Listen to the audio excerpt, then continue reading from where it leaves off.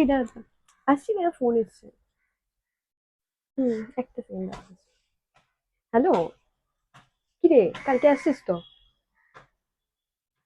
মানে তুই কিন্তু, আমি বুঝতে পারছি, বাট স্টিল আমরা কত এনজয় করলাম বল। দেখ না, যদি ম্যানেজ করে আসতে পারিস। তোর বাবা থেকে টাকা চুরি করে রাখি কেন? আমাকে পড়াবি বলে। হ্যাঁ, তোর আগের বছর সবার বিয়ে হলো দাদা, এই বছর ফার্স্ট রাখি তোর বিয়ের পর। কিছু সারপ্রাইজ আছে, আসতে পারবি না কেন? আরে জানিস তোর ভাইরা সব আসছে, তো হবে না। দেখ একটু ম্যানেজ করে আয়। কি গো, কে ফোন করলো তোমায়? তোমায় আমি ডাকলাম না, এতক্ষণ লাগে? আরে আসছি গো, তেমন কেউ না।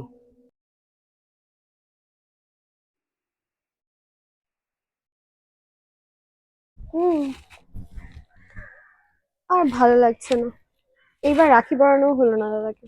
এই মানুষ কত ব্যস্ত হয়ে যাচ্ছে, পুরোনো সম্পর্কগুলোকে সবাই হারিয়ে ফেলছে নতুন সম্পর্ক তৈরি করতে গিয়ে। আচ্ছা, হাজবেন্ড বয়ফ্রেন্ড মানে তো সবকিছুই না, মানে তার সে তো বন্ধু, সেটা যে কোনো পরিস্থিতিতে বাবা, সবকিছু স্টেজই তো, তাই না? তো তাহলে তো আমার মনে হয় বেটার কি তোমাকেই রাখি পরিয়ে দিই, তাই না?